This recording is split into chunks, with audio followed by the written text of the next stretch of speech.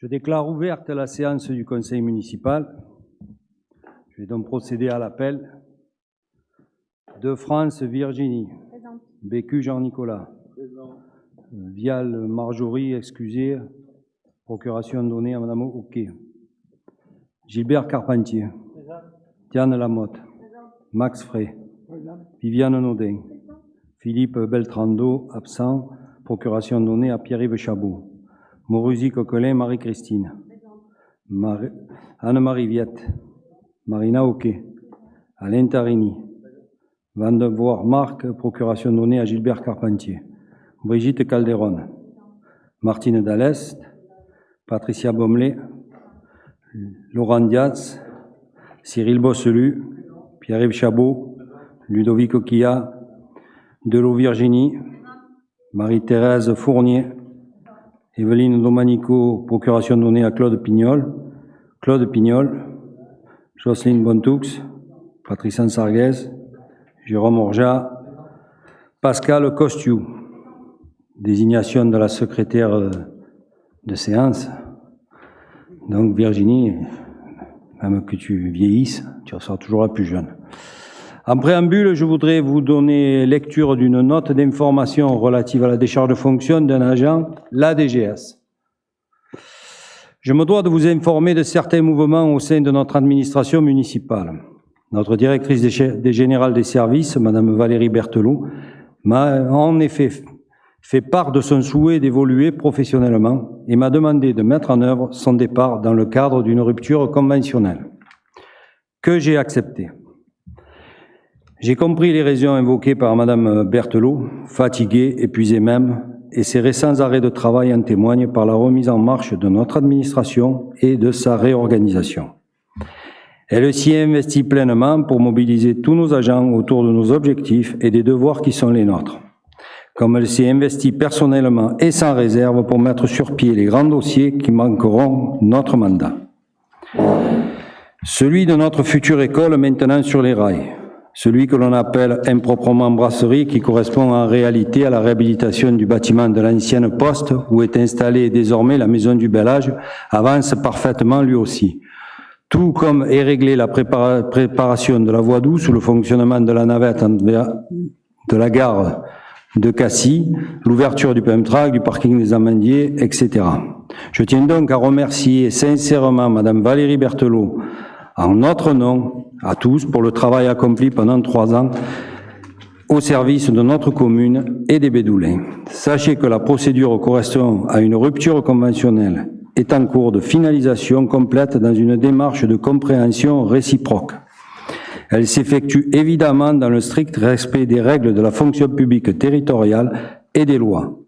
Et je me dois de préciser ici qu'elle interviendra à compter de ce soir donc sur des bases particulièrement respectueuses des finances communales. Sachez enfin que d'ores et déjà, nous avons pris contact avec le centre de gestion de la fonction publique territoriale pour sélectionner le ou la successeur de notre directrice générale des services.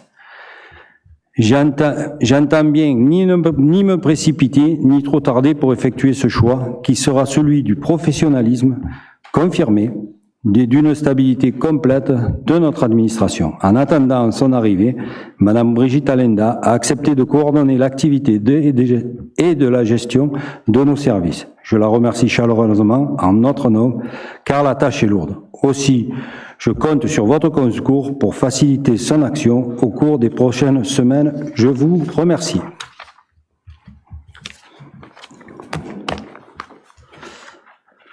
Nous allons procéder à l'ordre du jour. L'approbation du procès-verbal de la séance précédente. Y a-t-il des questions? Oui, il est noté sur le procès-verbal, pour ce qui concerne la visite du préfet, que vous deviez nous donner tous les éléments en temps voulu. À ce jour, nous n'avons pas eu de retour. La visite du préfet, c'était le 21 mars, sur les pénalités SRU. Pouvez-vous nous dire aujourd'hui si des choses ont bougé? Je reprends le mot chose que les choses avancent, les pénalités SRU, aujourd'hui, nous avons déposé un dossier d'exonération. On est en attente de la décision finale de Monsieur le Préfet, puisque celui qui est venu nous rencontrer, c'est Monsieur Cordier, qui est sous-préfet. Il s'est déplacé, il est venu passer la journée, il a visité la commune, il a compris les enjeux de notre commune, les difficultés par rapport au PLUI pour faire du logement social, puisqu'on a mis en avant quand même nos difficultés. Donc les choses sont en cours, un document lui a été remis en main propre, c'est lui qui doit aujourd'hui, par retour, nous donner ses conclusions. Donc, sachant que depuis, nous avons rencontré le préfet Mirman, aussi pour l'activité économique de la commune, et pour des dossiers qui sont des dossiers qui bloquent aussi sur justement les logements sociaux. Voilà. Donc vous serez informés en temps et en heure des décisions qu'auront pris la préfecture à cet égard.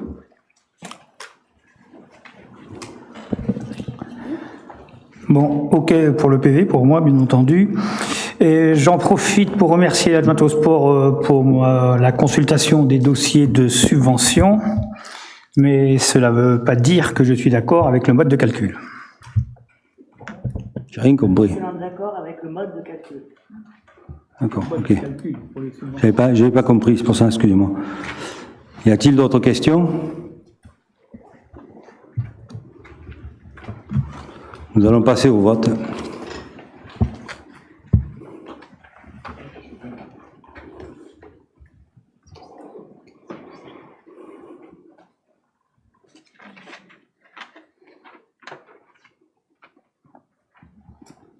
Il en manque deux. Il manque M. Pignol, vous votez 2 fois. Parfait.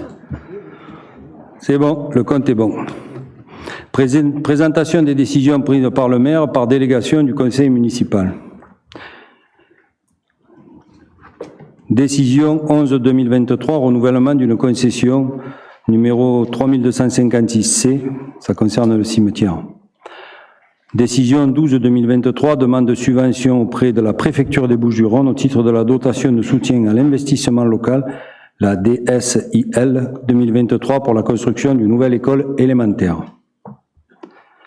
Je précise que c'est la première fois que la commune demande cette subvention.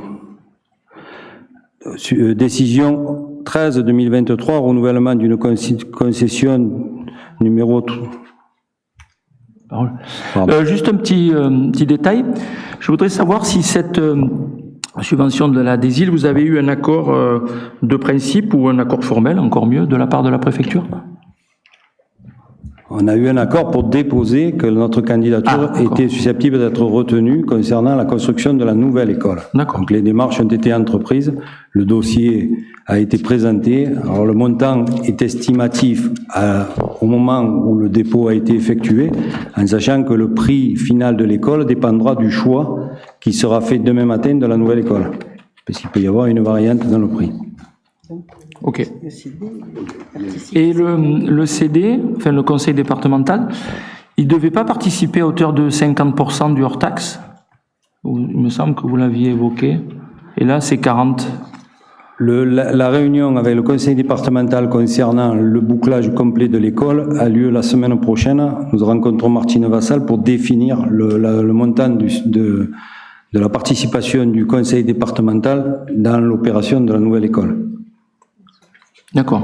À ce jour, c'est 40%, mais sur la globalité de l'école, ça sera sans doute autour de 50%. Ok.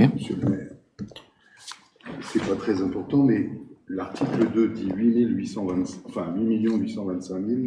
On n'entend pas. Le tableau dit 8 820. Ouais, bon, après, bon, ouais. C'est pas non plus, bon, ce dossier-là, comme je vous l'ai dit tout à l'heure, dépendra du choix qu'on fera dans la nouvelle école. On a reçu 3 propositions, à nous de choisir, et chaque proposition, il risque d'y avoir une variante de quelques milliers d'euros entre les uns et les autres. Demande de subvention auprès du conseil départemental au titre du fonds départemental d'aide au développement, le FDAL, 2023, pour la construction de la nouvelle école élémentaire. Vous avez oublié, enfin c'est pas grave, c'était une concession des cimetières. Ouais, mais je l'ai dit, vous m'avez coupé. Ah oui, d'accord. J'ai une question sur celle-ci. Dans le tableau, c'est le même intitulé que dans la décision 12, études et maîtrise d'œuvre, et c'est un montant différent. Il est partagé en deux, en fait. Ah, d'accord. Il y a une partie qui va être affectée sur le stade, en fait, sur le renouvellement du stade, et une partie qui est pour le démarrage des travaux qui ont été effectués depuis la première tranche des études qui ont été effectuées. D'accord.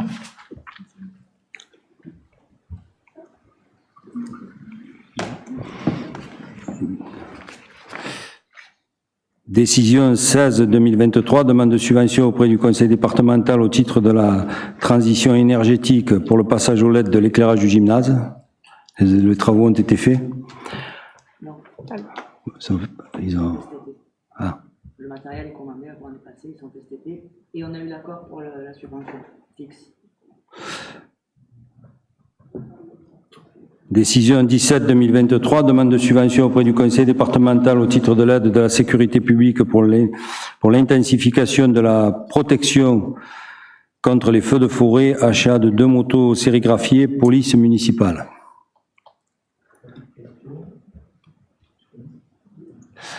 Même question que tout à l'heure pour l'État. La région vous a donné aussi un accord de principe ou formel sur cette subvention? Vous a donné un accord de principe. Accord de principe, d'accord. Parce que normalement, les motos sont des thermiques qui ne sont plus fournies par les communes. Sauf qu'il a fallu que nous, on explique à ces gens qui sont, malheureusement, qui n'aiment plus le thermique, mais nous, une moto électrique pour courir dans nos forêts, c'est pas très simple. C'est compliqué. Ouais. S'il vous plaît. J'avoue que le tableau est illisible. C'est-à-dire que les chiffres, à mon avis, ne sont pas tous à la bonne place. Seul le résultat à la fin paraît correct. Parce que là, achat de moto 1, 7 971 €, reste des équipements sans TVA, 7 971 €. Ben, si vous le voyez, que vous suivez avec moi, c'est, à mon avis, tout n'est pas à la bonne place. Il faut, je ne sais pas si vous êtes aperçu, mais c'est assez compliqué. J'ai refait tous les comptes.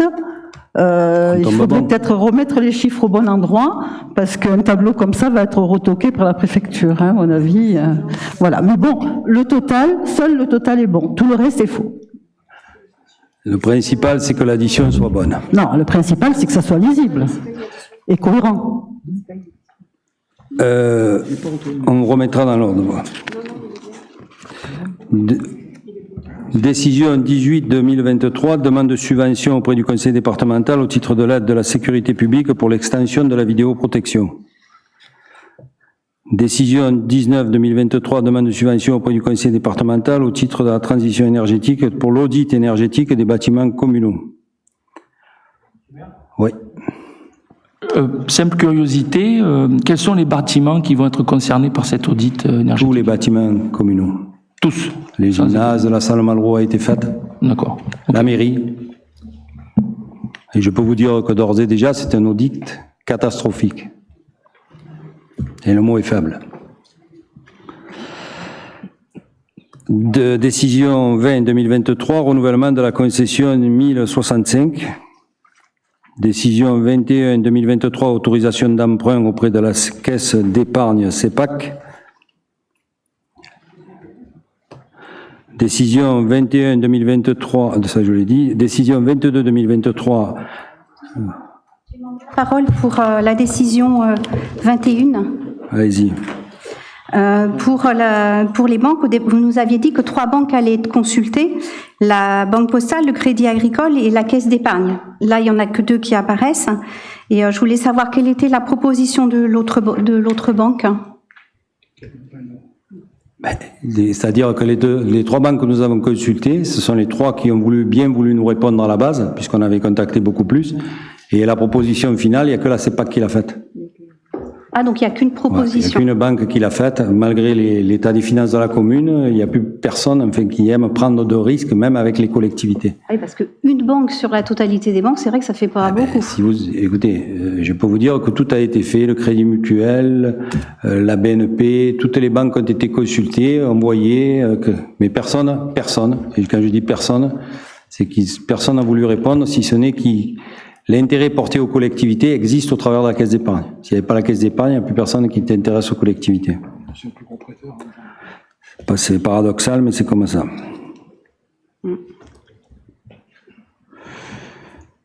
Décision 22-2023, la fongibilité des crédits sur le compta M57. Décision 23-2023, signature d'un contrat de cession avec le groupe AJB Orchestra. Décision 24-2023, signature d'un contrat de cession avec la compagnie Cringency. J'ai bien dit.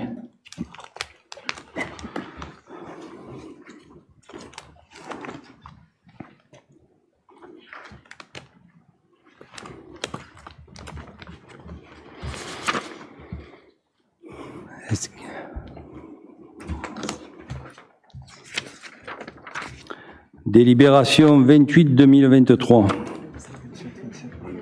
Hein? Oui.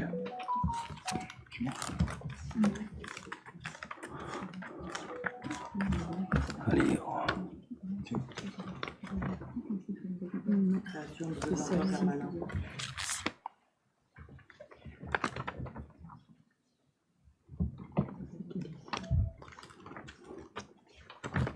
Voilà. Délibération 27-2023, création de 2 emplois permanents statutaires ou contractuels. Rapporteur, ben c'est moi. Afin de tenir compte de l'évolution des postes de travail et des missions, il est proposé à la création de 2 emplois permanents à compter du 1er septembre 2023. Premier emploi, un agent technique de bibliothèque à temps non complet dans le cadre de l'informatisation de la bibliothèque. Deuxième emploi d'agent technique à temps non complet dans le cadre de l'entretien des locaux du multi-accueil. Niveau de recrutement catégorie C, niveau de rémunération cadre d'emploi des adjoints techniques territoriaux, diplôme niveau 5 ou 4, durée hebdomadaire du travail 17h30. L'ensemble des missions dévolues à ces postes de travail est détaillé dans la délibération. Y a-t-il des questions ? Moi. Je me posais la question en ce qui concerne l'agent technique d'entretien. Les agents municipaux ne suffisent plus. Vous avez eu des départs. C'est un remplacement d'un poste pour un poste. C'est pas un poste supplémentaire, c'est un remplacement. D'accord. C'est contractuel. Hein? C'est contractuel, oui. Oui. S'il vous plaît, voilà. Dans le cadre de l'agent de bibliothèque, n'est-il pas possible de conventionner avec le département comme il y a une convention pour Provence-en-Seine et qui permettrait peut-être d'obtenir un soutien financier pour les employés de bibliothèque? Pierre-Yves va vous répondre. Alors, pour pouvoir demander des subventions, il faut remplir certains critères. Bon, il faut que la bibliothèque soit normative, comme on dit. Et bon, c'est pas le cas à Roquefort-la-Bédoule. Bon, il y a des mètres carrés qui manquent, il y a des agents, etc. Donc, pour être éligible, on est encore un peu loin. Donc, on y travaille et ça fait partie des on va dire, des objectifs à remplir, voilà, avant de pouvoir demander une subvention. Cet agent sera rattaché à quel service? Culture. Culture, donc, non mais on parle de supérieur hiérarchique, et donc ça sera qui son supérieur hiérarchique? Ça sera, dans la délib, on parle de supérieur hiérarchique. Ça sera Julie Chabert qui va la gérer. Julie, voilà. qui sera... Et on sait qui ça va être? Non, pour le moment, on a fait une ouverture de poste. Pour le moment, non. Voilà. Et pour la crèche, donc, c'est aussi un agent de plus, ou c'est suite à des temps partiels, ou parce qu'il y a un besoin C'est un mi-temps en plus qu'on a besoin. En plus, voilà, parce que c'est quand même de création d'emplois. Voilà. Ouais, ben ça va. C'est quand même... Bon, on va peut-être un petit peu s'abstenir au motif que... Vous avez raison. On comprend que ce sont des emplois utiles, nécessaires, mais bon, ça obère encore un petit peu la masse salariale, et peut-être il y a des choix un peu plus affinés qui devraient être faits pour arrêter cette hémorragie, mais malgré que ce sont des emplois nécessaires et utiles. Hein. Dans cette histoire, c'est vous qui êtes contre la culture. Oui, mais c'est toujours nous, de toute façon. Mais regardez devant, regardez derrière. Contre la culture. Là, c'est vous qui votez contre un emploi pour informatiser la bibliothèque et pour rendre pratique et rendre... Oui, c'est ce que je dis, ce sont des emplois nécessaires et judicieux. Mais alors votez pour. Cela. Votez pour. Mais ça ne change rien, de toute façon, qu'on vote pour ou contre, ça sera adopté. On ne vote pas contre. Sortez du costume politique et votez pour l'avancée de notre commune. Oui, mais vous tournez la page au lieu de parler de toujours avant. Allez, on s'abstient.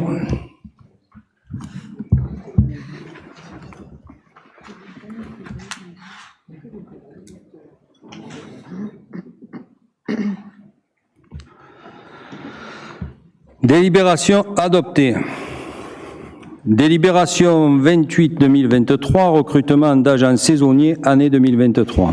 En prévision de la période estivale, il est nécessaire de renforcer les services de la jeunesse et des services techniques pour la période du 1er juillet au 31 août 2023, conformément à l'article L. 332-23 du Code général de la fonction publique. Il s'agit de recruter des agents saisonniers contractuels à temps complet pour exercer les fonctions suivantes: animateur ou surveillant de baignade correspondant à un grade d'adjoint d'animation territoriale, agent polyvalent entretien espaces verts bâtiments communaux correspondant au grade d'adjoint technique territorial. Ces agents devront disposer d'un brevet d'aptitude de fonction d'animateur, le BAFA, pour les animateurs de brevet de surveillance de baignade, un BSB pour les agents de baignade, le diplôme de niveau 4 et 5 pour les agents polyvalents. Y a-t-il des questions? Allons-y. Dans la délibération, il est mentionné que la loi vous autorise à recruter au maximum 29 agents. On sait que ça ne va pas aller dans ce sens, mais on aimerait savoir à peu près, ça correspond à combien d'agents? En tout? Une vingtaine, ça fait une vingtaine d'années. Quand même. Comme Là, chaque voyez, année, hein, ça fait, oui, on n'a rien je sais. inventé. Hein. Ça fait beaucoup 20 quand même. Hein. On va voter pour. Parce que... Voilà, quand même. Oui, mais c'est pour vous De faire votre plaisir. temps, vous faisiez 20 aussi, hein. Je n'ai pas inventé. Hein. Mais écoutez, je ne suis pas allée vérifier, mais je vois que vous faites encore une allusion au passé. Il ne faut pas être passéiste comme ça. Je ne suis Voyez pas passéiste l'avenir. du tout, je suis tourné vers l'avenir. Moi. Ah, mais alors arrêtez de parler d'avant, quand même. Allez, votons. Allez. Hein, Votons. Madame Lamotte, prêt? Non, je veux juste préciser, mais pour les administrés, que plus de la moitié d'entre eux sont des petits bédoulins, parce qu'on a priorisé tous les bédoulins qui ont eu leur BAFA. Voilà. Bravo, ça c'est une bonne initiative. Ah, voyez, vous parlez du passé, vous parlez vers l'avenir. Tournez-vous vers l'avenir.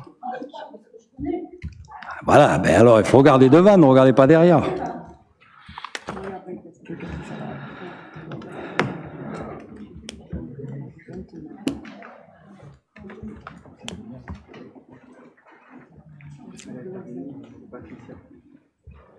C'est bon?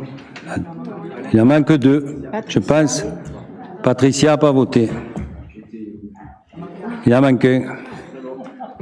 C'est bon, la délibération est adoptée à l'unanimité.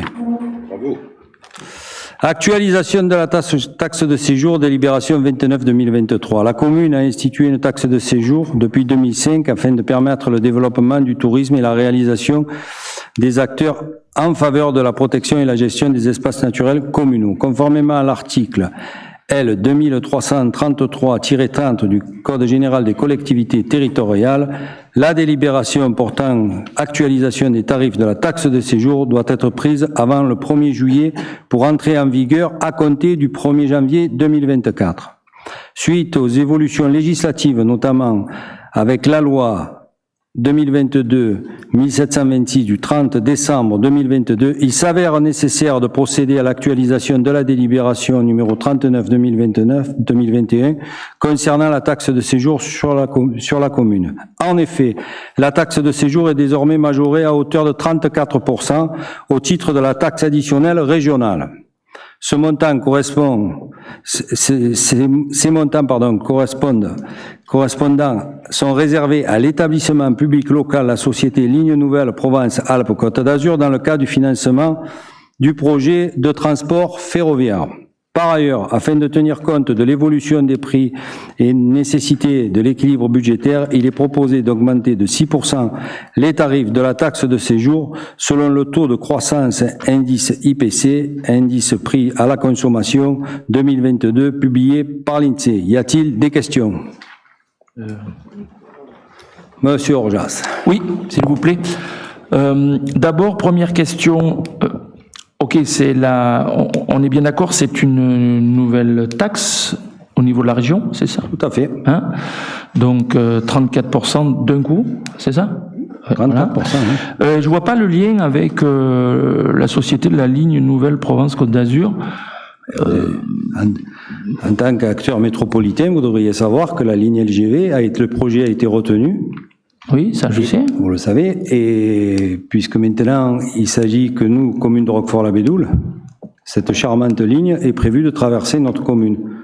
Ce projet a été arrêté il y avait 4 projets, ils en ont retenu un, c'est celui qui traverserait la partie basse des Rouvières. Donc voilà, donc c'est justement pour faire payer en plus des entreprises, puisque les entreprises ont une nouvelle taxe qui s'est greffée concernant aussi la ligne grande vitesse, on va l'appeler comme ça, enfin la nouvelle voie ferroviaire, et le tourisme en général dans la région PACA va être impacté pour financer la construction de cet ouvrage. Parce que c'est un ouvrage qui sert le tourisme aussi, j'imagine. Je suis pas tout à fait sûr que là où il va passer, il desserve plus le tourisme que le reste. Je pense que cette voie elle est plus faite pour éviter le littoral par la marchandise plutôt que de... Non, parce que justement, j'étais pas convaincu du lien entre taxer le tourisme, voilà, et faire la ligne nouvelle, quoi. Parce que si l'État veut vraiment faire cette ligne, ça serait bien aussi qu'il abonde un peu plus. Sachant que le premier financement ira pour l'extension de la gare Saint-Charles. Oui, le premier financement va se porter uniquement sur la gare Saint-Charles, et la ligne, elle sera faite... Le secteur jusqu'à Aubagne, oui. On ne sera plus là, je pense. Monsieur le maire. Oui. Juste un petit élément de réponse. Le débat est simple. La région s'est montrée favorable à cette ligne et l'État lui a demandé d'abonder, de cracher au bassinet, tout simplement. Il n'y a pas de lien entre tourisme, pas tourisme. C'est juste un lien financier. Fallait suivi le dossier depuis le début et bon, effectivement, trouver des leviers financiers. La participation de la région s'est vue augmenter chaque jour. Et vous n'avez pas peur que, alors si c'est 34% pour la région plus 6% pour la commune, alors je sais que ça va dans les caisses de la commune, hein, c'est tout à fait souhaitable. Vous n'avez pas peur que ça décourage un petit peu du coup le tourisme local, parce que les taxes de séjour... Au vu du montant de nos taxes de séjour, oui, ça reste modeste. On a un peu de marge par rapport à nos collègues ou nos voisins. On a un peu de marge, même si on augmente de 6%. Je pense qu'on n'est pas encore au niveau de certaines communes qui sont... D'ailleurs, je rebondirai sur votre commentaire. Quel est le montant de la taxe totale récoltée en 2022, par exemple? 30 000, je crois. Ah, c'est ça. Oui. 30 000 euros, je crois. 30 000 euros. Si mes souvenirs sont bons, je ne l'ai pas en date, mais... Et le cabinet que vous aviez pris pour faire la démarche auprès des propriétaires. Il nous a permis de récolter beaucoup plus de taxes qui étaient parties... Puisqu'il faut savoir que le Airbnb qui est pratiqué dans les communes aujourd'hui, beaucoup ne déclarent pas, enfin, de Airbnb, on va dire Airbnb, c'est quand même... Là, ils sont obligés. Ils sont obligés de déclarer, mais il y en a certains qui passent par le réseau Le Bon Coin, par exemple, et qui ne déclarent pas leur taxe de séjour. Et ce cabinet, justement, récolte toutes ces taxes qui sont perdues et se permettent de rassembler à un moment donné, de récupérer de la taxe de séjour. C'est nécessaire pour les communes parce qu'aujourd'hui, il y a tellement de moyens de louer en direct. Et encore, il y en a quelques-uns qui doivent nous passer, qui passent certainement à côté, mais ça nous permet quand même de récolter ce que nous n'avions pas par le passé. Alors, 30 000, hein, vous m'avez dit, c'est ça? Ouais. Okay. 39 000 exactement. Ah, 39 000. Puisque sur la commune, quand vous voyez le nombre de voitures qui stationnent dans les rues, ça veut dire que les garages ont été transformés. Ah oui, ça... Voilà. Donc, on en est là, donc il faut bien qu'on récupère un petit peu d'argent. Et c'est clair que 34% vont à la région, mais ça, je n'y suis absolument pour rien.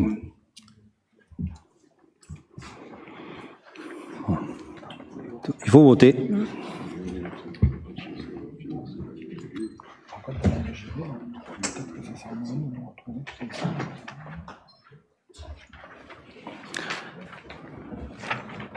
La délibération est adoptée. Après, pour revenir à la ligne LGV, qui est quand même un problème, qui sera un problème dans les années futures pour les générations futures, puisque c'est ça la réalité, c'est qu'il va falloir une mobilisation de l'ensemble des habitants de la commune au moment où les décisions et les investissements seront proposés pour essayer d'empêcher le passage de cette ligne, parce qu'il va falloir une mobilisation générale. On ne va pas laisser quand même détruire notre paysage parce que les Niçois ne veulent gagner que 20 minutes entre Marseille et Nice.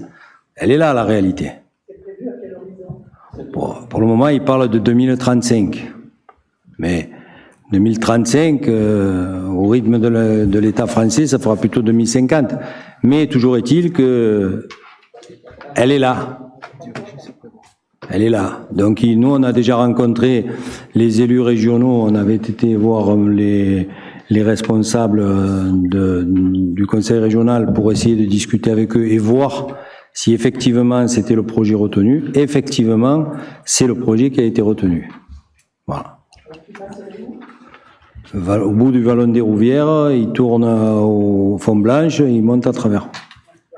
D'ailleurs, vous le saviez, puisqu'en fait, vous aviez demandé de créer une déviation à l'époque. C'est Cuges qui avait demandé de créer la déviation poids lourd par le Grand Connet en utilisant cet espace pour faire monter les camions pour éviter qu'ils évitent Cuges.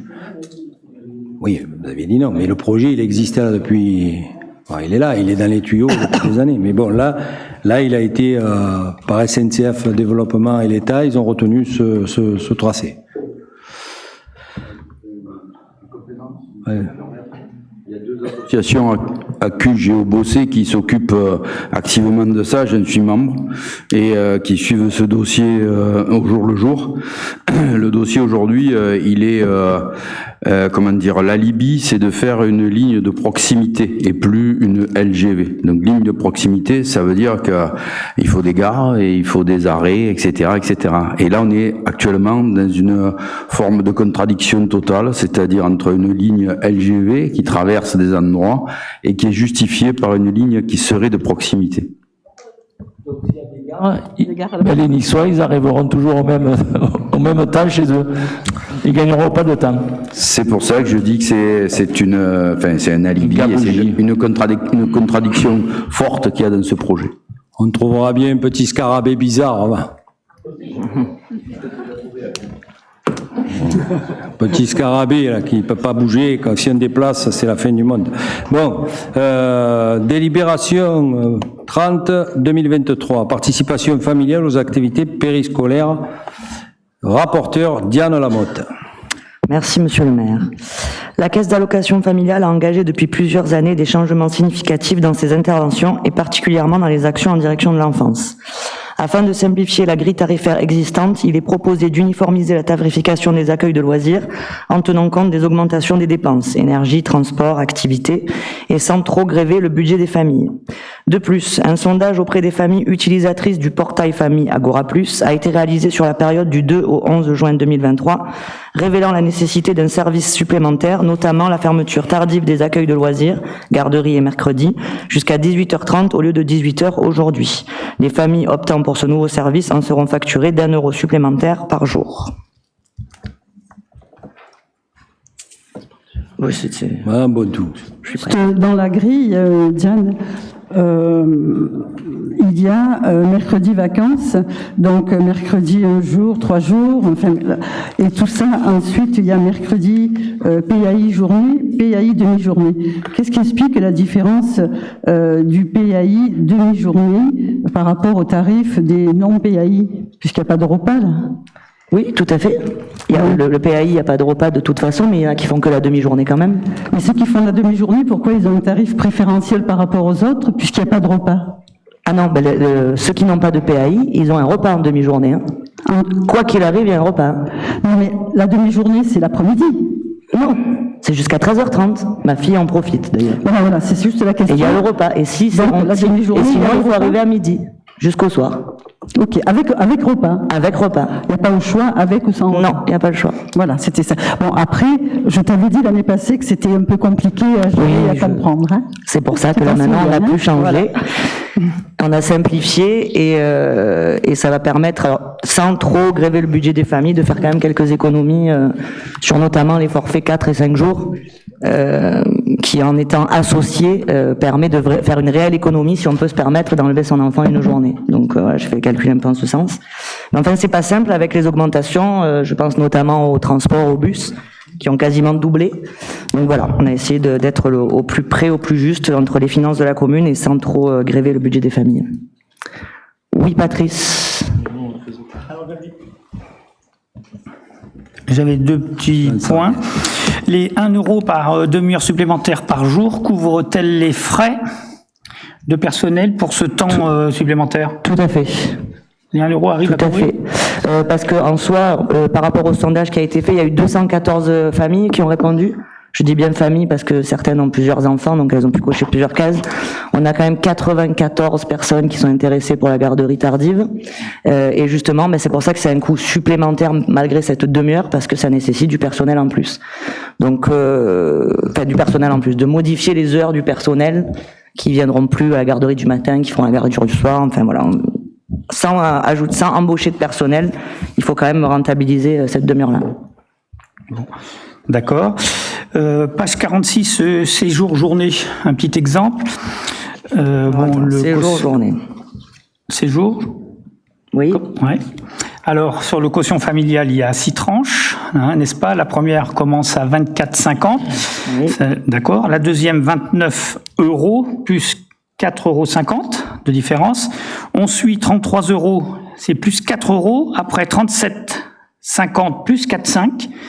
41,50 plus 4, etc. Et la dernière tranche, 46 plus 4 € 50. Donc ça veut dire que celui qui est en tranche 5 ou en tranche 3 exactement, il paye moins cher. Ben non, pourquoi? L'augmentation, il y a moins d'augmentation. Ah. Parce qu'un coup on augmente 4,5 €, après 4,5 €, 4,5 €. Oui, moi j'ai fait totalement confiance au service sur la proposition et c'était certainement basé au tarif précédent. Donc, si les parents regardent, ils vont se dire bon. Alors après, pour information quand même aussi, j'ai demandé au service d'effectuer un petit sondage, pas un sondage, mais d'effectuer un petit graphique concernant les tranches. Et en réalité, sur notre commune, la tranche donc 6, la dernière, ça représente 67% des familles. Les tranches la tranche 1, à peine 4%, et après on a entre 7 et 8% pour les autres. Donc voilà, c'est juste pour information, s'il y a un petit de 50 centimes d'écart à un moment d'augmentation, la plupart des familles concernées sont dans les 2 dernières tranches, donc ça, oui, c'est pareil pour eux. Ça peut changer, mais c'est pas mathématique, je veux dire, c'est... Non, écoute, ça peut faire des petites réclamations qui sont malvenues. Non, mais il n'y a pas que les centimes, il y a aussi le fait que quand il s'agit des tranches de coefficient familial, souvent c'est des pourcentages, alors après est-ce que ça tombe juste ou pas? Là, elles ont arrondi, je pense sincèrement qu'elles ont arrondi pour faire des chiffres le plus juste possible, mais si par exemple c'était 24-20, elles n'allaient pas les faire passer à 25, elles ont dû faire 50 pour être moins, voilà, pour pas gréver trop les familles malgré les augmentations. Voilà, tout simplement. C'est juste une remarque. Pas de souci, on est là pour ça. Et on va voter pour. Passage au vote. Passage au vote, s'il vous plaît. Excusez-moi, monsieur le maire, je me suis...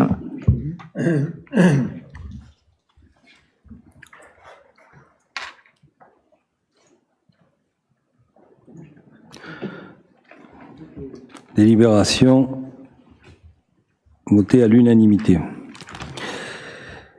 Délibération 31-2023. Augmentation de capital et modification des statuts de la société publique locale Soleam. Lors de sa séance du 29 septembre 2021, le conseil municipal a approuvé l'entrée de la commune au capital de la SPL Soleam en vue de la construction de la nouvelle école élémentaire. À ce titre, en tant que membre du conseil d'administration de la Soleam, il est convenu de délibérer préalablement à chaque modification statutaire. Plus précisément, il est proposé de délibérer sur l'augmentation de capital en numéraire par la création de 10 000 nouvelles actions ayant une valeur nominale de 100 €, soit un montant de 1 million d'euros sans prime d'émission.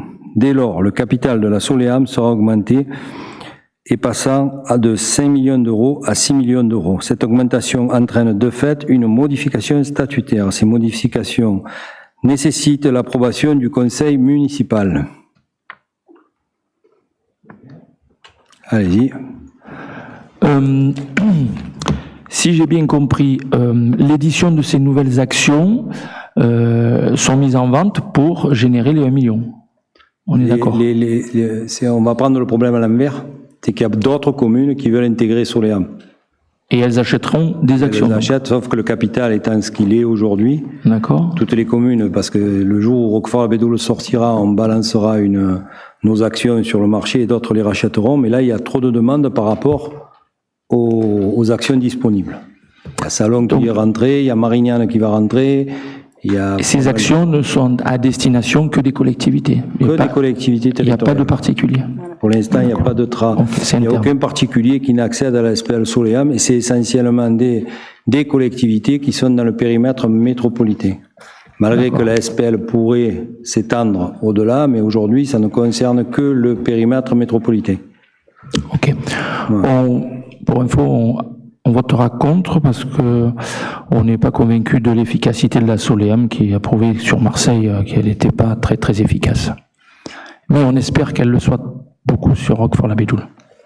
Alors moi, ce que je peux vous dire avant le vote, et vous votez pour ce que vous voulez, parce qu'en fait c'est chacun vote pour ce qu'il veut, je peux vous dire que sur notre école, sur le projet d'école de Roquefort-la-Bédoule, ils sont, vous le verrez, vous l'avez vu déjà sur le choix des architectes, le travail qui avait été mené. Et moi qui ai travaillé avec des bureaux des assistants maîtres d'ouvrage autres que Soleam, je peux vous dire que Soleam, ils sont réactifs et les dossiers qu'ils présentent, ils sont complets. Voilà. Donc c'est pas nouveau, c'est des professionnels, sauf que derrière Soleam, il y a une guerre politique.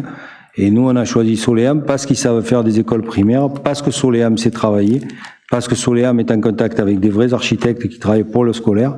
Et donc, on a décidé, et je pense que la décision qui a été prise, et certains d'ici ont travaillé, et en l'occurrence Alain, vous pourrez, il peut témoigner de l'efficacité de Soleam. Après, chacun est libre de voter ce qu'il veut, mais c'est une entreprise métropolitaine, ne l'oublions pas. Vas-y. Maître de rajouter un mot, puisque je participe à cette histoire-là. Je suis on va dire, le meilleur exemple. C'est que, très honnêtement, je n'étais pas, au départ, favorable à ce qu'on travaille avec la Soleam. Et j'ai eu tort de ne pas être favorable, parce que maintenant, ils m'ont prouvé, et ils nous ont prouvé qu'ils sont efficaces, compétents, rapides, réactifs. Et ils nous ont monté un dossier sur l'école qui, à mon avis, pour en parler autour de nous, a été monté d'une manière la plus rapide qui soit, à partir du moment où il a fallu faire un certain nombre de choix et il a fallu faire un certain nombre prendre un certain nombre de décisions. Ils nous ont associés à chaque étape par le biais de Sonia ou de Jérôme et par le biais des élus, dont le maire et moi, à chaque étape, en nous demandant notre avis, en nous demandant comment on faisait, etc., etc., etc. Et on est arrivé sur un dossier avec les 3 dossiers qu'on a eus sur lequel on va décider demain. On est arrivé avec des documents clairs, nets et précis. Oui, merci Monsieur le maire. D'abord, je concours absolument à ce que vient de dire Alain Tarini. De toute façon, ceux de vos collègues qui représentent l'opposition dans le jury de concours ont pu voir la qualité de la manière dont ce jury a été mené jusqu'à aujourd'hui. Mais moi, j'avais 2 questions. La première, c'est, puisque des communes qui sont déjà actionnaires, enfin si c'est le mot, peuvent souscrire à de nouvelles actions, qu'est-ce que ça leur apporterait d'acheter des actions supplémentaires? C'est pas des communes qui sont déjà actionnaires. Mais c'est marqué dans la délib. Ouais. C'est essentiellement et avant tout des communes qui veulent. Il y a une augmentation de capital sur les grosses communes qui voudraient prendre des actions supplémentaires, mais c'est essentiellement l'ouverture possible de nouvelles communes qui veulent intégrer Soleam pour des marchés. Je vous dis, il y a des grosses communes comme Salon, Aubagne. Il y a quelques communes qui se sont greffées parce qu'aujourd'hui, voilà, donc c'est... Oui, mais pour ouvrir le capital à des nouvelles communes, je comprends très bien l'augmentation, c'est puisque dans la délibération, il est marqué que les communes qui sont déjà actionnaires pourraient souscrire de nouvelles actions, qu'est-ce que ça leur apporterait? Ça leur permet de monter le capital et de récupérer les fameux 1 million d'euros. Oui, mais par exemple, si Roquefort-la-Bédoule décidait d'acheter une action de plus, qu'est-ce que ça lui apporterait? À la revente, ça leur permet d'avoir déjà le capital d'1 million d'euros, ce qu'on disait tout à l'heure, de créer l'augmentation de capital. Ouais. Une fois l'augmentation de capital, ça permettrait à ceux qui ont pris des actions supplémentaires de vendre une partie pour faire entrer d'autres communes. D'accord. Parce qu'aujourd'hui, la demande, comme je vous l'ai expliqué tout à l'heure, la demande pour travailler avec Soleam est de plus en plus importante. Parce qu'ils ont fait quand même des belles réalisations. N'en déplaise à Roquefort-la-Bédoule, mais ils ont fait des belles réalisations. En l'occurrence, le centre-ville de Carnoux, ce que vous me mettez toujours en avant, c'est eux qui l'ont fait. Voyez, comme quoi. Allez, on vote.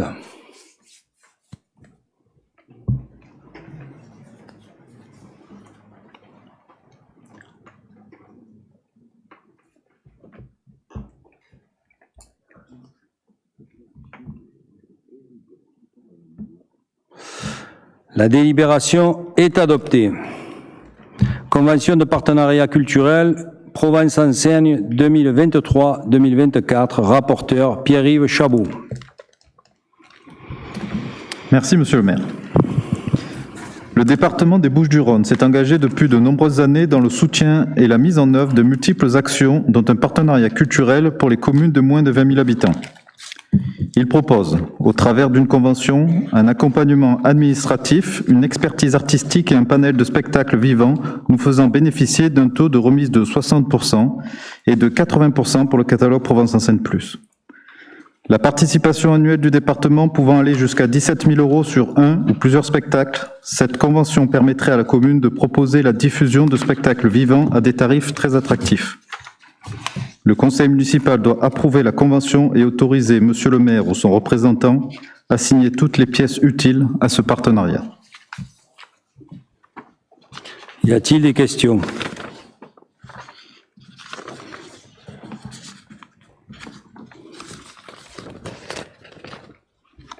Passage au vote.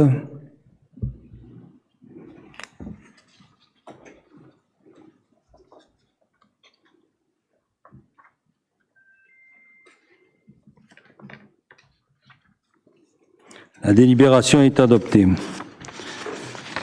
Délibération 33-2023, fourrière animale, convention avec le Chenil des Lavandes. Rapporteur Gilbert Carpentier. Merci, monsieur le maire.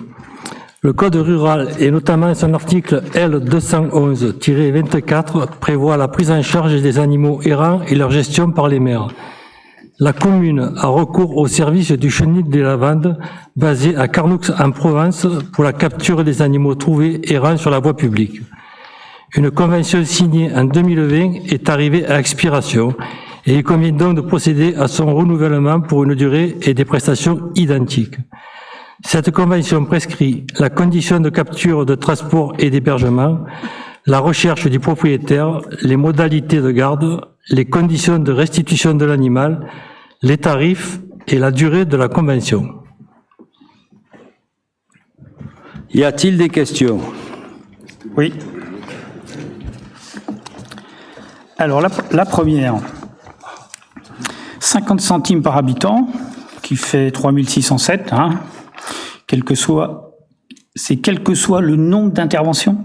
C'est-à-dire, c'est forfaitaire. C'est fixe, hein? C'est un forfait. Oui, c'est un forfait annuel. C'est un forfait. C'est un montant forfaitaire. Bon, très bien. Qui contrôlera la puce d'identification lorsque l'appel arrivera en mairie ou au poste de police? J'ai pas compris. La puce de l'animal, je parle. Hein. C'est le foyer qui fait ça. Quelqu'un appelle en mairie, par exemple, ou au poste de police. On a un appareil pour le tester. Vous avez l'appareil? Bien sûr. Donc, voilà, très bien. Je ne savais même pas que vous aviez cet appareil. Oui, oui.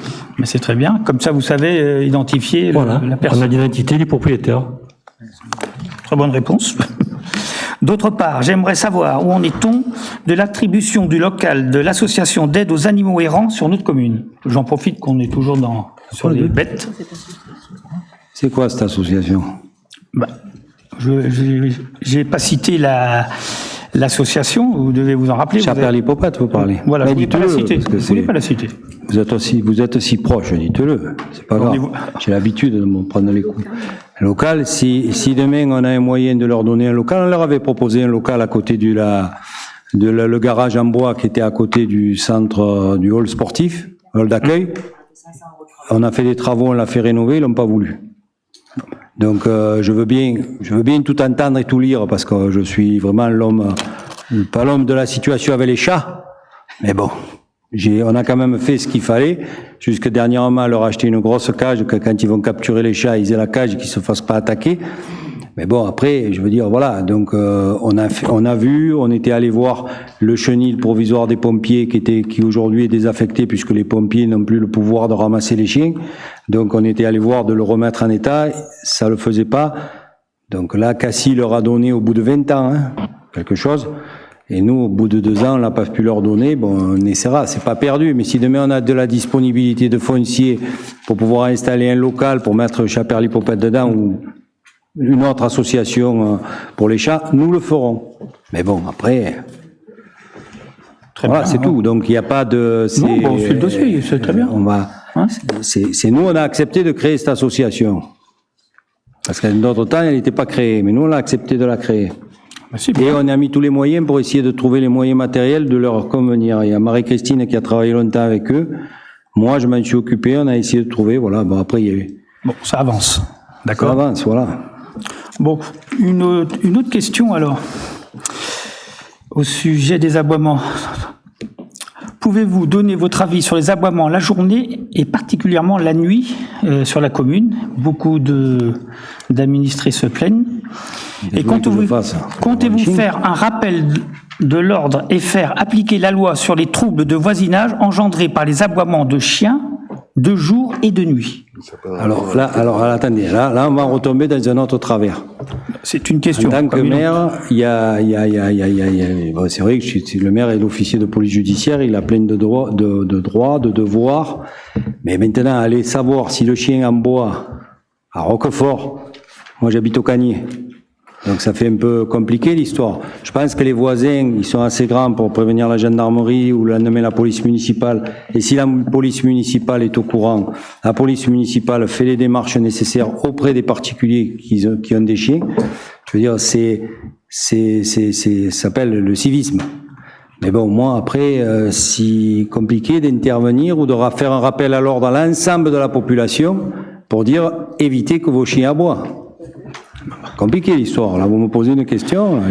Quoi qu'il en soit, ça hurle la nuit, pas dans mon quartier, mais il y a des quartiers qui se plaignent. Si vous suivez un petit peu ce qui se dit, ça chauffe, donc vaut mieux qu'on règle le problème. Mais si je dois passer par les réseaux sociaux pour avoir l'information, les gens sont assez grands aujourd'hui de dénoncer les voisins, etc.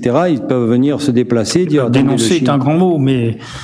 Essayez de communiquer, je veux dire... Mais communiquer, qu'est-ce que vous voulez qu'on dise? Qu'on rappelle aux gens d'empêcher leur chien d'aboyer? Premier magistrat de la ville, je vous pose la question, tout simplement. J'ai pas de possibilité autre que d'informer les gens sur une situation d'empêcher leur chien d'aboyer. Mais après, je vais vous dire, moi j'ai un chien, je me suis muni de collier anti-aboiement. Voilà, donc ça vaut 100 €. Est-ce que les gens ont les moyens de mettre 100 € dans un collier? Je ne sais rien, quoi. Ça va loin l'histoire. Donc après, si quand ils sont cambriolés, que j'ai dit au chien, vous mettez un collier que le chien n'aboie pas, on va me dire, vous empêchez mon chien d'aboyer, on m'a cambriolé. Donc je veux dire, à un moment donné, il faut rester raison gardée. Je veux dire, on va pas parler du passé, mais en d'autres temps, je pense que les problèmes existaient déjà et c'est compliqué. Problème de voisinage, chez nous, c'est ce qu'il y a de compliqué. Écoutez, la question est posée, on va essayer de la faire évoluer le mieux possible. Monsieur Sargues, il faut savoir que moi, à chaque fois que je reçois une plainte ou une demande, j'envoie systématiquement la police municipale pour essayer de gérer le problème. Très bien, très bien. Ah, donc il passe la nuit aussi, non? Pardon? La nuit aussi, il passe? La nuit aussi? C'est surtout la nuit. Ah ben oui, mais quand on dort la nuit, vous savez bien que la police municipale, vous faites le 17 comme tout le monde et vous appelez les gendarmes. Eh bien exactement, c'est ce qu'on va répondre à ces gens-là. Moi, j'ai pas de solution, à part si maintenant les gens ne sont pas payés de l'impôt en plus, on met la police municipale 24 heures sur 24. Mais je pense qu'aujourd'hui, voilà, bon, enfin, je pense que là, vous êtes rentrés dans un débat, on pourra en parler jusqu'à demain. On a tout dit, c'est bon. Les gendarmes à la maison, il ne faut pas non plus qu'il y ait des gens qui tombent dans l'abus. C'est-à-dire que lorsqu'un chien aboie une fois, ça peut être pour un cambrioleur qui passe, pour un bruit, mettons. Il ne faut pas appeler les flics immédiatement quand même. Maintenant, si c'est toutes les nuits que ça se passe, pendant 10 jours, je veux bien l'entendre. Mais il ne faut pas qu'on tombe dans la folie, qu'il y ait des personnes qui ne supportent rien, et parce qu'il y a un chien qui aboie de suite pendant 2 minutes qu'on appelle les flics. Hein. Bien sûr, il faut être un petit peu mesuré là-dessus quand même. On est d'accord là-dessus. Non. Notamment dans le quartier où j'habite pas très loin, il y en a qui ne supportent rien. Vous voyez ce que je veux dire? Bon, il n'y a pas trop là chez nous. Comment? On n'a pas trop de... Non mais il y en a qui ne supportent rien.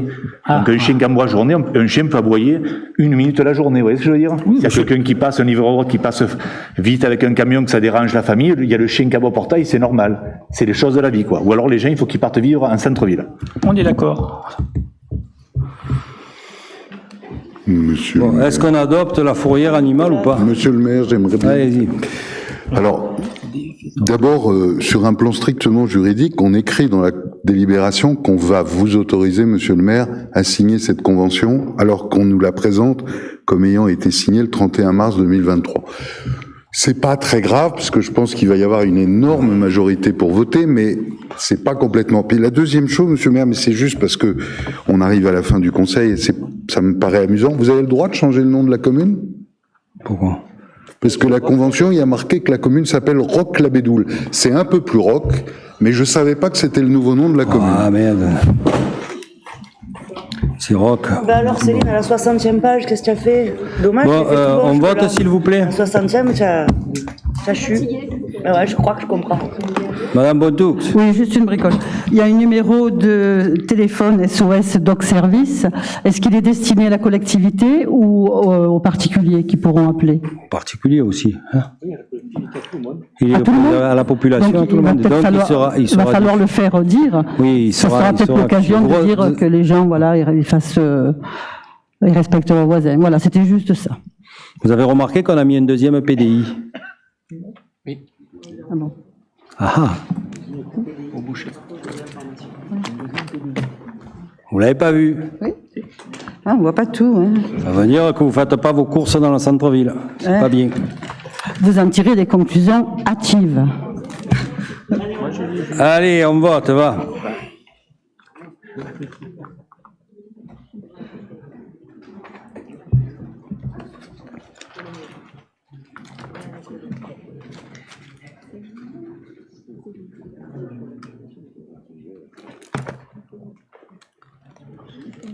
Manque un votant. Adopté à l'unanimité. La délibération suivante est retirée pour des raisons, le compte n'y est pas financièrement entre l'opérateur et nous. Ouais, bon. Quand on fera le prochain conseil, quand on la présentera. Question de l'opposition. Question numéro 1, modification du PLUI.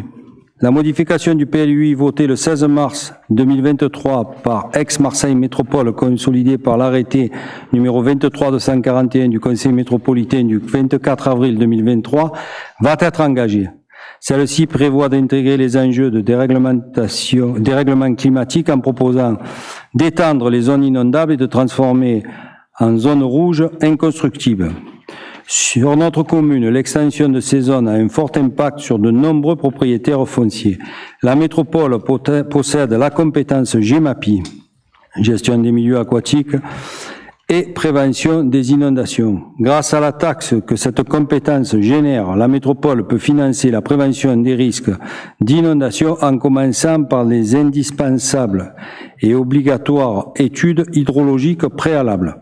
Aucune étude n'a apparemment été faite par la métropole pour définir ce nouveau zonage de risque d'inondation. Le service de l'urbanisme de la métropole interrogé précise que l'étude n'est pas finalisée et par conséquent qu'elle ne peut être intégrée au PLUI. Le PLUI va donc cristalliser des zones élargies de risque d'inondation avec de graves conséquences sur la constructibilité des parcelles concernées sans qu'aucune étude de risque ne vienne corroborer ce zonage.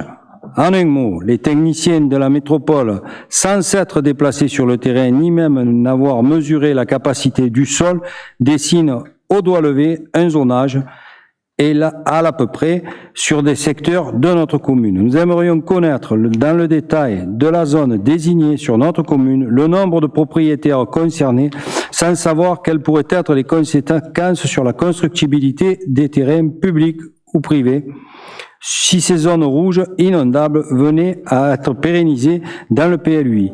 Quelle est par ailleurs votre position et qu'allez-vous intégrer pour protéger notre commune de cette décision arbitraire ? Je vais vous répondre. Avant toute chose, je tiens à vous remercier pour votre question qui me donne l'occasion de rendre compte des actions engagées depuis plusieurs mois et qui ne sont toujours pas visibles, bien qu'essentielles à la protection des populations. En ces temps de troubles climatiques, j'ai, avec les équipes de la commune et celles de la métropole, engagé des études de cartographie. sur la cartographie des risques de la commune, non seulement en matière d'incendie, mais également sur les risques d'inondation et de ruissellement. Les services de la préfecture ont depuis longtemps diffusé un document de synthèse nommé PPR, Plan de prévention des risques, incendie d'une part et inondation d'autre part. Pour mémoire, l'article R 121.2 du Code de l'urbanisme, cette connaissance a fait l'objet d'une portée à connaissance par le préfet des Bouches-du-Rhône auprès des collectivités concernées pour la prise en compte des décisions d'urbanisme et dans le cadre de la préparation au dispositif de gestion de crise. Les règles actuelles sont d'ores et déjà intégrées dans le PLUI, par des dispositions générales, pages 42 à 70, vous invite donc à le consulter en cas de besoin. Ce document et son contenu doivent donc être intégrés dans le PLUI pour faire force de loi. C'est l'un des objectifs de la modification engagée. Afin que l'analyse des risques soit la plus précise possible et non pas théorique, nous avons initié des études approfondies intégrant des visites de sites sur les thématiques suivantes. Avec le GEMAPI pour une étude hydraulique du Vallon des Brailles, en complément de celle menée par Cassis, et dont les conclusions sont connues depuis fin 2022 et sont en cours d'analyse à la métropole. Alors que je vous montre le rapport, il est là. Ça, c'est ce que nous avons demandé, nous, à la métropole et à GEMAPI, et qui se sont déplacés sur le terrain pour venir voir si les zones qu'ils avaient identifiées étaient toujours à risque ou pas, avec un cabinet spécialisé sur la connaissance et gestion à risque d'incendie sur le secteur de la plaine du Caire et aussi de la Cardeline. Les conclusions de cette étude détaillée doivent nous être transmises à la rentrée. Nous avons payé une étude par un cabinet indépendant sur les fonciers qui sont aujourd'hui constructibles sur la zone du Caire, les fameux 4 hectares qui ont été identifiés au PLUI et qui disposent d'un risque incendie feu de forêt fort pour justement essayer de faire sauter les prescriptions. Donc l'étude a été menée et demandée par un cabinet indépendant. Je n'ai donc pas attendu pour engager des actions et subir la réglementation. Le PLUI de la commune et son zonage datent d'avant de ma mandature, même s'il ne faut pas parler du passé. S'il y a une chose que je subis, ce sont les décisions prises par le PLUI que vous avez laissé mettre en place avec un minima quand même d'inaction. Parce que le problème des inondations, ça date pas d'aujourd'hui. Attendez. Ma préoccupation de la population de notre village est donc d'anticiper sur la sécurité, les risques et pour son bien-être. Je vais donc poursuivre mes actions en ce sens. Pour aller plus loin dans la démarche avec le GEMAPI vient la semaine prochaine me rencontrer pour qu'on rediscute des périmètres d'inondabilité sur des zones qui ont été aujourd'hui inscrites arbitrairement. Parce qu'il existe des vallons, des petits ruisseaux, etc., qui traversent des propriétés. Et de fait, les propriétés, aujourd'hui, vu les risques qui se sont passés, parce qu'en fait, c'est tout lié à des catastrophes qui se sont passées ailleurs. L'inondation, c'est lié à ce qui s'est passé dans l'arrière-pays niçois. Au lendemain, on a eu une réglementation qui s'est durcie. Les feux de forêt, c'est ce qui s'est passé cet été, que tout le monde l'a vécu dans les Landes, enfin dans la région bordelaise. Et là, pareil, réglementation. Donc aujourd'hui, on est un peu dans un psychodrame. Donc la question aujourd'hui, oui, effectivement, il y a des choses qui sont complètement aberrantes.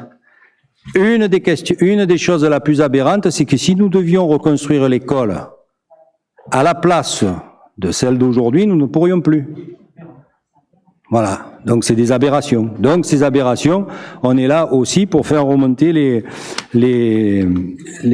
mettre en avant les problèmes générés par les décisions qui sont prises par la métropole. Question numéro 2. Vous avez récemment déclaré avec beaucoup d'autosatisfaction que notre commune n'était plus dans le rouge financièrement. Nous vous rappelons que lors du changement d'équipe municipale en juin 2020, cette trésorerie disponible était de 1,2 million d'euros. Ce montant est vérifiable et a été vérifié auprès du Trésor public, ce qui correspond à l'inverse d'une situation financière dans le rouge, compte tenu de votre affirmation de toute évidence forte et de l'engagement imminent d'investissement très important. Le montant de votre trésorerie devrait être en conséquence bien supérieur à 1,2 million d'euros. Nous voudrions donc connaître la trésorerie disponible de la commune avant paiement des salaires du mois de mai 2023. Là, je crois qu'il y a un problème entre fonctionnement et investissement. Parce que si les salaires, c'est du fonctionnement, et les 1,2 million, c'est de l'investissement. Ben oui. Alors, l'argent disponible sur la commune. Exercice 2020. Chiffre vérifié. 1 055 042. Non, 2020. Exercice 2021. 1 276 444,56. Exercice 2022. 1 375 696,20.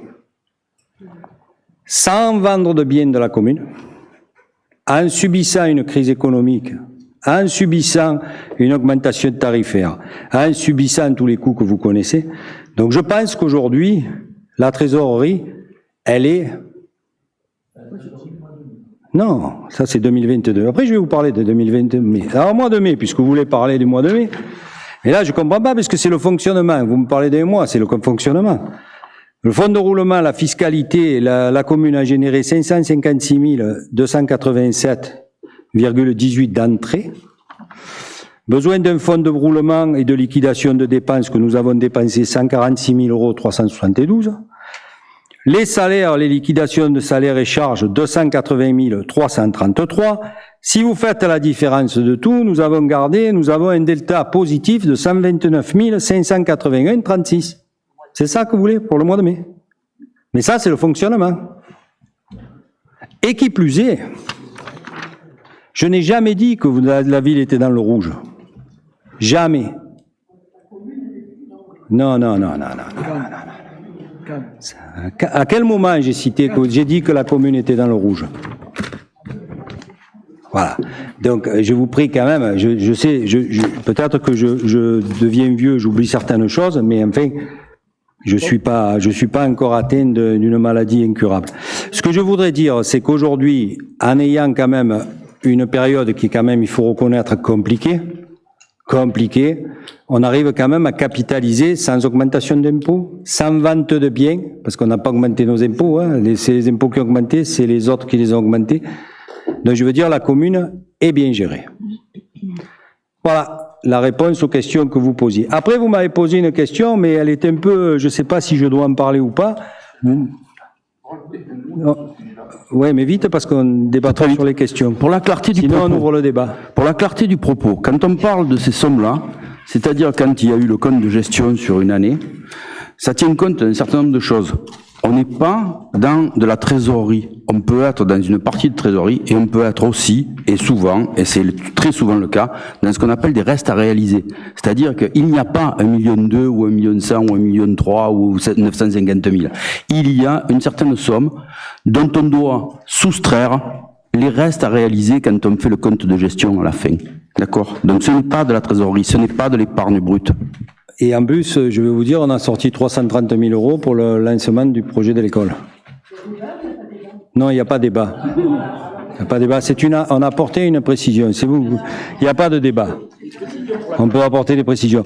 Et qui plus est, voilà. Donc après, vous avez posé une question. Alors, je ne sais pas si c'est une question, j'ai reçu un courrier. Concernant Mais, alors, monsieur Rojas, sachez une chose, c'est que le conseil municipal est souverain. À partir du moment où, dans le conseil municipal, je vous annonce quelque chose, je vous dis quelque chose, que c'est inscrit au PV, il n'y a pas besoin d'envoyer de courrier, vous devez répondre sur ce qui est inscrit au PV. Donc, vous ne recevrez pas de courrier, vous devez répondre en fonction de ce que je vous ai lu à un conseil municipal, et vous devez me répondre sur ce qui a été dit. Mais il n'y aura pas de courrier envoyé. Mais je ne l'ai pas dit, c'est pas dans le PV. Je n'ai pas retrouvé dans le PV ce que vous dites. Donc, il n'a pas été dit de courrier. Donc, vous n'y étiez pas, vous non plus. Ah non, mais c'est pas marqué dans Madame, le PV. on va pas... Alors, l'incident...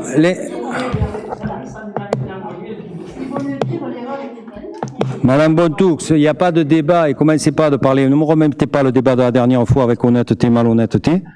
Et là, parce que là, c'est pas écrit dans le PV. Il n'y a pas de réponse, il n'y a pas de courrier envoyé. Mais vous devez me répondre à la question que je vous ai posée. Si, oui, je vous... Ah, quand même. Oh, ça, ou c'est de la malhonnêteté ou de l'incompétence. Mais non, mais vous l'avez, vous le savez, le montant. Il y a deux... Eh bien, vous les ferez, mais vous les ferez. Mais non, je vous réponds pas. Vous avez le PV du conseil municipal. Eh non, mais comment j'écris rien? Je l'ai dit, j'ai lu. Mais vous voulez que je prenne? Moi, Ah, pas du tout. J'ai pas à vous écrire. Eh ben, ne répondez pas. Ça, si, voilà, ben. Mais vous devez me répondre. Vous devez me répondre. Vous devez me lire un texte au prochain conseil municipal. Je vous ai envoyé un courrier le 16 mai 2022. Sur quoi? Réponse sur les 380 000. Mais, vous le ressort si vous voulez. Mais renvoyez-le. Ben, je perds tout, moi. Et vous avez perdu 385 000 €. Allez, le conseil municipal est terminé.